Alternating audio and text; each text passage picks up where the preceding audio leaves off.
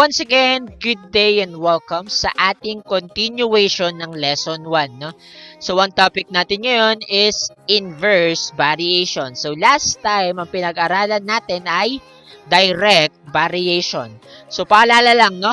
Variations, relationship between two different quantities. Yung pagkakaugnay ng dalawang magkaibang quantity. So, sabi doon kanina or sabi sa last topic natin, no? Sabi doon, kapag ka ang isa ay nag-i-increase, yung isa din ay nag-i-increase, direct variation.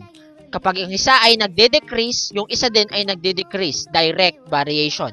So, ano naman ang sinasabi sa inverse variation? Iba ang inverse sa direct variation. So, this topic is all about inverse variation. So, in inverse variation, if one quantity increases at a constant rate, then the other one quantity decreases. So, iba naman, no? Iba sa inverse variation. Sabi dito, kapag ang isa ay nag-i-increase, yung isa ay nagde-decrease. Inverse, magkabaliktad, no? Yung isa ay tumataas, yung isa ay bumababa. Same with yung isa ay bumababa, yung isa ay tumataas. Okay? The same as if one quantity decreases at a constant rate, then the other quantity also increases. So, ano nga ba yung mga halimbawa ng ganito? Alam ko na. Halimbawa, may ginagawa kang gawain. Halimbawa, nagsusulat ka or let's say, nagkukumpuni ka ng isang gamit. Habang mas dumadami yung gumagawa nun, no? Nagtutulong-tulong kayo, mas umiiksi yung oras na kailangan yung gugulin para sa paggawa nun. Sabi nga, di ba, 2 heads is better than 1. So, ibig sabihin, 2 hands is better than 1 hand, no? So, habang mas madami yung gumagawa, mas napapabilis yung trabaho. The one increases, the other decreases. Tama? Yun yung inverse variation. Okay? Inverse variation from the word itself, inverse, magkabaliktad. Yung isa tumataas, yung isa bumababa. Yung isa bumababa, yung isa tumataas. Okay? So, the value of y varies inversely to the value of x. This is represented as y is equal to k over x. So, kapag ka ang question ay ganito, y varies inversely to the value of x. Therefore, yung y mo ay nasa left side, yung x mo ay nasa right side, at siya ay denominator ng k. Lagi yang tatandaan, no? So, y is equal to k over x. Yan yung inverse variation, no? So, to solve for k, simply, ganito siya. Gamitin natin yung y is equal to k over x. Paano masasolve yung k? Kailangan mag-isa lang siya dyan. Paano yun? May denominator siya na x. Cross-multiply. Saan? Sa y, no? Cross-multiply mo lang si x kay y, edi yan ay yx is equal to k. So, to solve for k, you need to cross-multiply x. Kanino? Kay y. Okay? Ganun lang yan. Kasimple. Lagay natin wait lang. Representation muna tayo. To represent an equation in inverse variation, the first quantity will be written on the left side. Anong sabi? Yung first quantity ay nasa left side ng equal sign. While the second quantity will be the denominator of k. Anong sabi yung second quantity? Denominator siya ng k. Saan? Sa right side. Okay? So, ito ay applicable saan? Sa inverse variation. So, kapag ka-inverse variation, ganito ang mga forms natin. Y varies inversely to x. This is represented as y is equal to k over x. Next, s varies inversely to t. This is represented as s is equal to k over t. Dali lang yan tandaan, ha? Z varies inversely to w. This is represented as z is equal to k over w. Okay? So, laging tatandaan, yung first quantity nasa left side, yung second quantity nasa right side, at denominator siya ng k. Saan to? Sa inverse variation. Okay? Let's try this in example. So let's try speed denoted by letter B, over time denoted by T. So, halimbawa, habang mas bumibilis, syempre, di ba? Habang mas tumataas yung speed ng isang bagay, mas umiikli yung oras na kailangan niyang gugulin, di ba? Halimbawa, nagsusulat ka. Habang mas bumibilis ka magsulat, mas napapaikli yung oras ng pagsusulat. Inverse variation, no? The one increases, the other decrease. Okay? So, if B varies inversely to T, find the blank. Okay? Representation of the equation. I-represent natin yung ating equation. No? So, to represent this, gamit yung kagaya kanina. Anong sabi? V varies inversely to T. Si V ay inversely varies to T. So, ibig sabihin, this is represented as V is equal to K over T. Okay? Now, yung V is equal to K over T, gagamitin natin para ma-solve yung second question. What is the constant of variation? So, ano nga ulit yung constant of variation? Yan yung K. Okay? Yan yung K. So, paano natin masosolve yung K kung may denominator siya na T? Kailangan maalis sa denominator yung T. Paano? Cross-multiply, no? Kanino? Kay V. So, cross-multiply mo kay T, ay kay V si letter T. So, this will be Vt is equal to K, no? So, Vt is equal to K. Kilalanan natin to, Tagalogin ko lang. Ibig sabihin, para ma-solve natin ang K, kailangan mag-multiply sino? Si V at si T, ano? Pagka magkatabi ang dalawang letter, that implicates multiplication. Ibig sabihin, to solve for K, we need to multiply B by T. Okay? So, gamit itong mga given natin, 30, 40, 60, 4, 3, 2, let us solve for K. So, anong sabi? To solve for K, we need to multiply B by T. Unahin natin ito. 30 times 4. Ilan? K is equal to 120. Sunod. 40 times 3. Ilan? K is equal to 120. Sunod. 60 times 2. Ilan? K is equal to 120. So, kung mapapansin ninyo, no, magkaiba yung way natin ng pag-solve ng K sa pag-solve ng K ng direct. No? Magkaiba ang sa inverse at sa direct. No? So, ito ay para sa inverse. So, ano yung K natin? 120. Therefore, our equation is V is equal to 120T. Saan galing tong V is equal to 120T? Sa representation, no? V is equal to KT, palitan mo yung K ng 120, kaya yan yung ating equation. No? Ano ulit yung equation natin?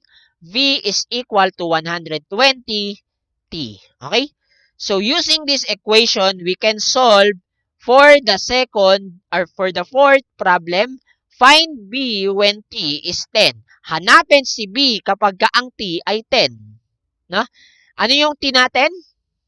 10. So, substitute mo lang yan. This is V is equal to 120 over 10. And then, solve for B. Simplify mo lang yan. 120 divided by 10. Ilang 10 meron sa 120? Ilan? 12. Okay? So, V is equal to 12 if T is equal to 10. Okay? Next tayo. Find T when V is 20. Hanapin ang T kapag ang B ay 20. So, using still our equation, V is equal to 120 over T, substitute V, this is 20, is equal to 120 over T, and then, how to solve for T? Paano natin siya masasolve kung nasa denominator siya? Kailangan mapunta siya saan? Sa numerator. Paano? Cross-multiply. Kanino? Kay 20. Cross-multiply mo siya kay 20. This is 20t. Okay? 20t is equal to 120. Okay? And then, how to solve for t? Divide both sides by, alin? Yung katabi ng t. Ano ba yung katabi ng t? E di 20. 20 20t divided by 20 is equal to 120 divided by 20. Okay? And then, pwede na ba natin yung i-cancel? Pwede na. Cancel yung 20, cancel yung 20. Ano na lang natira? T. Okay? So, t is equal to blank. Now, 120 divided by 20. Ilang 20 meron sa 120? Ilan? That is 6. Therefore, our t is equal to 6 if b is equal to 20. No? So, nasolve na natin si t na 6 kapag ang v ay 20. So, kung medyo naguluhan pa kayo, lagay natin sa isa pang example. Example number 2, number of works denoted by letter W. Number of workers pala denoted by W. And time denoted by H. So, ano nga yung sabi dito? Number of workers. Halimbawa, sa unang paggawa ng 60 na katao, natatapos nila yon sa isang oras.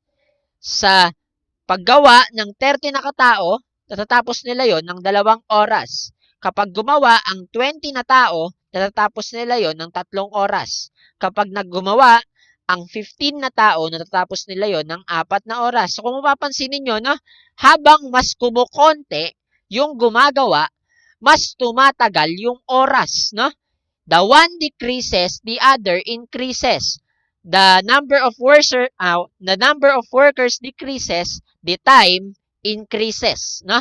Habang mas kumukonti yung gumagawa, mas humahaba yung oras, mas tumataas yung oras. Inverse variation, no? So, if W varies inversely to H, find the representation of the equation. I-represent muna natin ito. So, to represent this, ano yung unang binanggit? W. Ano yung pangalawang binanggit? H. Yung H natin ay magiging denominator ng K. And then, find the constant of variation. Solve for K using our representation. W is equal to K over H. Paano may iwang mag-isa si K? Cross multiply. Sino? Si H. Saan? Sa W, no? Cross multiply mo lang, that is WH is equal to K. Tagalogin ko lang ito. Ibig sabihin, para ma-solve mo ang K, no? Para ma-solve mo ang K, kailangan mag-multiply ang W at H. Ano ba yung W natin dito? 60, 30, 20, 15. Ano yung H natin? 1, 2, 3, 4. So, sila yung mag-multiply, no? So, subukan natin. 60 times 1. Edi 60. 30 times 2. That is 60. 20 times 3. That is 60. Kahit ituloy natin yan sa 50 times 4, 60 pa din yan. Ibig sabihin, ano yung K natin? 60. Okay? So, gamit yung 60 na yan, solve or represent the equation gamit yung ating W is equal to K over H. Ano yung K natin? 60. E di palitan mo ng 60 yung K. So this is W is equal to 60 over H. Yan yung gagamitin natin para ma-solve yung ating fourth equation. Pakitandaan, no? W is equal to 60 over H. Find W when H is 12. Anong sabi? Hanapin si W kapag ang H ay 12, no? So, using our equation, W is equal to 60 over H, substitute mo lang sino? Si 12. Saan? Sa H. Okay? Substitute mo lang yung 12 sa H, that this will be W is equal to 60 over 12. And 60 divided by 12, ilang 12 meron sa 60? 5, no? So, therefore, W is equal to 5 when H is 12. Ang W ay 5 kapag ang H ay 12. Okay? Next one. Find H when W is 6. Sino naman yung hinanap natin? Si H. Kapag ang W ay 6, no? So, to solve this, we will still use our equation. W is equal to 60H. And then, substitute 6 sa W. So, this is 6 is equal to 60 over H. Now, ano yung hinanap natin? H. Paano natin yan masasolve? Nasa denominator. Kailangan mapunta sa numerator. Paano? Cross multiplication. Cross multiplication. Kanino? Kay 6. Kaya yan ay 6H. No? Multiply mo si H kay 6. Kaya yan ay 6H. Is equal to 60. No? So, meron kang 6H is equal to 60. How to solve for H? Madali na lang yan. Kailangan maiwan mag-isa dyan si H. Paano? Divide both sides by 6. No? So, this is 6H divided by 6 is equal to 60 divided by 6. Cancel lang 6. Tama? Anong natira? H.